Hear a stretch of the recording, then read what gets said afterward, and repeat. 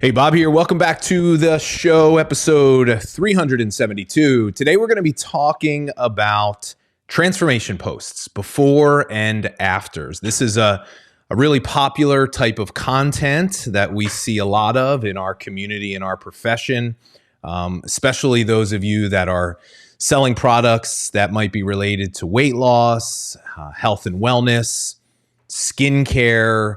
The before and after photo has always been something that can be really valuable in helping you get some attention and create interest for potential clients. So the question is, are they still good in 2023?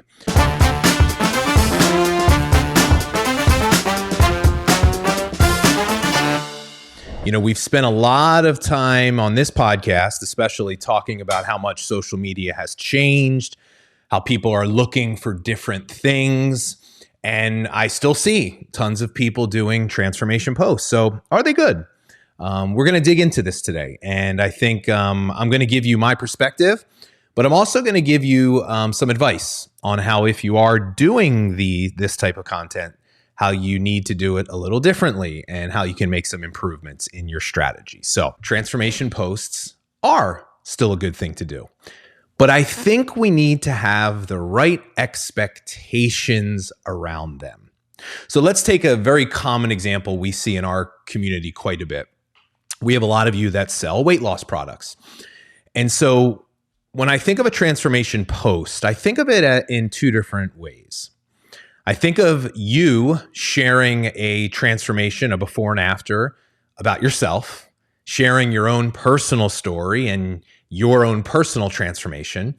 Those types of posts always are going to do really, really well. They're going to get tons of engagement, tons of attention, tons of comments, lots of conversations, right? Because if you're a product of the product and people are watching your journey and they're seeing you transform right before their eyes, especially in an area like weight loss, anybody else that's out there that you're connected to that is wanting to lose weight, they're going to naturally want to ask you what you're doing. And so that's one thing. The second type of a transformation post is when you're sharing the transformations of people that are not you. So typically when you're going through the transformation, you're posting about yourself. But once that's over, and a lot of times it's at this point, you've become a consultant or a coach of your company. If you're using this as a strategy, you're sharing other people's transformations. And so do I think that's a good thing to do? Yes, I do. But here's the thing. We have to have the right expectations. If it's not your own transformation and you're sharing the stories of other people, here's what I think you just have to realize. They're never going to get great engagement. They're just not. You're not going to get a lot of likes and a lot of comments, maybe people from your own company, but you're not going to get a lot of engagement from people that are not doing what you do. You're just not going to get great engagement. And that's okay. Because it doesn't mean that they still don't serve a place in your content strategy. See, when I think of content, I think of two different types of content. We create content with the goal of engagement, and some of our content is with the purpose and the goal of awareness. And so when I think of transformation posts, the way we're talking about them right now, where you're sharing the stories of other people, that's awareness content. And so when I say awareness content, here's what I mean. Somebody comes to your account, your profile, maybe they come through an engagement piece of content, they find out about you, you deliver some value, you show, you create some interest and they're checking you out, they're scrolling through your page, they're going to see this kind of content. They're going to see some transformations or some before and afters. And what that does is it creates an awareness for what you do and how you can help. So just because a post doesn't get a lot of comments or likes, it doesn't mean that it still isn't valuable. Because if you think about this, more times than not in a scenario like that, somebody that could be a great prospect of yours that's just scrolling through your page and seeing these posts, there's a good chance they may not actually engage with it. They may not like it. They may not comment. I don't know about you, but me, if I'm social media stalking somebody and I'm going through their page, I'm not likely to like a post from like a month ago. Just me personally, because I don't want them to know that I've been stalking them that far down in their content, right? And so you're not always going to get engagement, but guess what? You still get an eyeball. They still see it. They still pull value from it, and it creates an awareness for what you do. And so I think the answer is yes. I do think transformation posts are incredibly, are very valuable pieces of content. You just got to have the right expectations, and you have to understand which type of content, which type of bucket they fall into. I think if you are marketing, let's say, a product like weight loss or makeup or skincare, something that could lend itself to a before and after, if you're not including this type of a piece of content in your strategy, I think you're missing an opportunity to be able to demonstrate to people the kind of people that you help and the way that you help them. But there is a right and a wrong way to do it. And so let's talk about how I see most people doing it. This is the transactional way to do these before and after type posts, is when there's very little value to the post itself other than trying to sell or promote what you do. And so in a transformation post, if you're asking somebody to buy your products or if you're pitching them or trying to sell them, then you're doing it wrong. You're going to lose all the value of the story that's tied to the post. See, that's the thing that makes these posts valuable, is the story of the person, right? It's the old adage, facts tell, stories sell. And if you're sharing the story of somebody and you're doing it in an authentic way, and it ends up with some sort of a pitch, you lose all the value of that story. So don't sell. Now, that's no different than any other advice we give you. Don't sell in any piece of content, sell in your conversations. But make sure you tell the story and you don't sell the thing. That's my first piece of advice. I'm going to give you 4 specific ways to make your transformation posts, your before and afters, better. Number 1 is that. Don't sell the thing, tell the story. Tell the story of the person. The second piece of advice is this.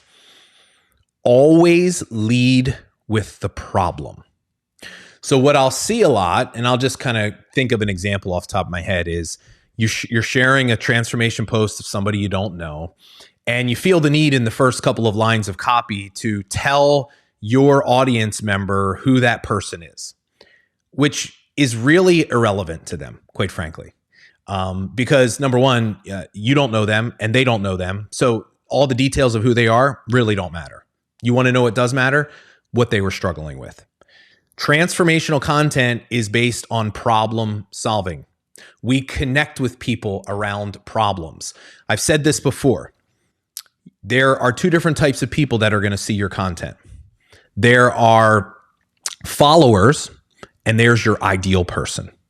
One of the biggest differences between a follower and your ideal person for your business is an ideal person has a problem, and they are looking to solve it, and they want to take action.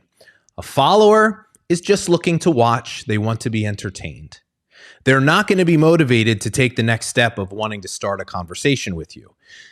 The ideal person is.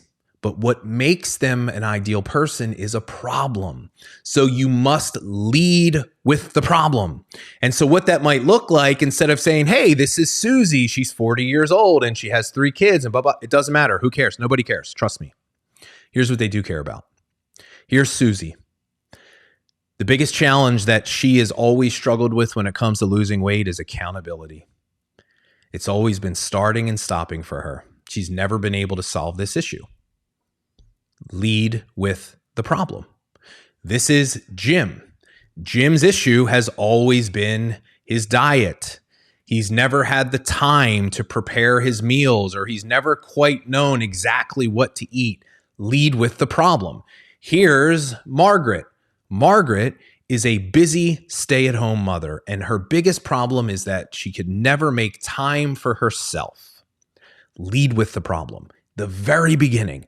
If there's more parts of that person's story you want to tell, that's fine, but don't put it in the very beginning of the copy, because the reality is most people are going to read the first couple of sentences of that post and they'll decide whether they even want to go any further. Connect with them around the problem. Identify your ideal people. So always lead with the problem. Define the problem. Tell me what it is. Third, and the third one is this. Don't just solve problems. Solve the problems of a specific person. This might be the most important tip that I give you for this type of content. When I look at people that are doing it better than most, the ones that are not purely transactional, just trying to promote and sell, and they really are sharing a story and they understand the value of connecting with people around problems, I see them doing that, and that's a good first step, but it's all generic and vague. It's just like the problem of losing weight. Okay, so that might be the problem, but here's the thing. The problem is really defined by the person, isn't it? Because you could have a single working woman trying to lose weight, and you could have a busy working mother trying to lose weight, or a stay-at-home mother trying to lose weight. Guess what? The actual problem looks very different for those three people, doesn't it? Because it's based off of their life circumstances. Or you could have an empty nester, a 50-something trying to lose weight, versus a young new mother trying to get the baby weight off. Now, similarities, but the problem is defined two different ways. And so here's one of the ways to make this content immediately better is speak to a specific person. Now, who are we trying to help? Yourself. The ideal person for your business is you. And so here's a really valuable tip for you. If you're selling weight loss, because that's the example we're using, your ideal person isn't somebody that just wants to lose weight. Okay? You also hope that at some point, they actually could be a partner for your team. They could be a coach. They could be a consultant. And so we always say, start with the end in mind. Your ideal person is the person, the perfect person that wants to join your team and do the work and is motivated and doesn't need their hand held, right? So there's another part of the story. It's not just losing weight. So we define the problem of losing weight through the lens of who that person is. Now you might say my ideal person is a busy stay-at-home mother who's trying to do it all, but feels like something's missing in her life. She really needs some community, a sense of purpose, something outside of the home. Okay. So now let's define the problem through that lens. And so here's what's interesting is you could show me the before and after. You could show me the before and after of somebody, not you. And you could still speak to your specific person and you could just say, hey, I know many of you as a busy stay-at-home mother, you always struggle finding the time for yourself. And weight loss and health has just been something or your weight and your health has always been something that's just been kind of pushed to the side. But you've reached a point in your life where you realize that can't be the case anymore because you're struggling just to get through the day and you know you need to do something different.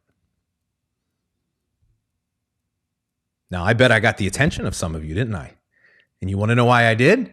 Because I spoke to your specific problem. That's what you need to do. Now, here's what's interesting. The person I'm showing you, I'm not even talking about them, but guess what? It doesn't matter because the picture really just gets the attention. That person's specific story, if their problem is relatable to the thing that we're talking about, great, share it. But if it's not, who cares? You get that part? Speak to your specific person. Now, here's the objection that always comes up. But Bob, I want to help everybody. You still will. You still will. But here's what will begin to happen is you'll start getting the attention of the perfect kind of people that you want to work with in business. My advice is generally this. Anytime you're posting about your products, you always nuance the post, the problem solving for the specific person. You need to become known for solving the specific problems of a specific person. That's how you start really getting attention. And that's how you start really having success when it comes to creating this kind of content on social media. So 3 things. Tell the story, don't sell the thing. Always lead with the problem in the very beginning, but talk about the problem through the lens of a specific person. Now, the 4th one, I want you to think about this. How can you highlight the process of what you offer somebody that becomes a customer of yours that makes your business or makes you unique? So once again, let's take weight loss, all right? Think of it like this. There's 2 different ways that you can deliver value to a customer: product and process. Now, the product has to be good, right? They take the product. They have to have a good experience with the product itself. But in an area of something like weight loss, and most products, by the way, the product is very seldomly the problem. It's always the process and all the other things. It's not just taking the product, right? It's having the accountability to actually do all the other things. It's the diet, it's the exercise, it's the mindset, it's the community, it's the support, right? What's the process around the product that needs to be in place? Those are always the bigger problems that you solve, by the way, not just the product itself. It's not the makeup. It's learning how to choose the right shade for your skin tone. It's the education. It's not the skincare. It's simplifying your beauty routine, right? So that you can look beautiful and still have time as a busy mom to be able to get the kids ready for school. See, if you nuance the problem for the person, but you think about, it's not just the product itself, it's the process around using the product. So what are the biggest problems that you can help people with when it comes to the process, using the product so that they can get the result that they want? Speak to those in the actual post. So you might say, this is Susie. One of Susie's biggest challenges has always been her mindset when it comes to losing weight, just believing that she could do it or keep the weight off. Here's one of the ways that we help Susie. So in the post, you can specifically speak to the unique things that you do with your customers and clients as a way to solve those problems. So what you're doing is you're basically saying, look, when you do business with me, here are the things that I'm going to do to help you. So you're selling the value of actually buying from you by telling them ahead of time the exact things you're going to do to help them. What that does is it creates so much confidence in you as somebody that can help them. And it gets the attention because you're speaking to the exact things that they've struggled with in the past. And that's all that is done by just changing what you write in the post. And listen, sometimes it'll be a longer post, sometimes it'll be a shorter. I wouldn't worry too much about that. Just try to be better about doing these specific things. And so if you do, what I will promise you will happen is your transformation posts that you've been doing that haven't been getting engagement, they will start to get better engagement, but the expectation just needs to be, if it ain't your transformation, it's just never going to get great engagement, but it doesn't mean it's not a valuable piece of content because it creates the awareness for what you do and more specifically, the person that you can help and exactly how you do. So that's my message for you today. Hope you got some value out of today's episode. If so, share it with somebody that you think it could help, and I'll see you soon on the next episode. Take care.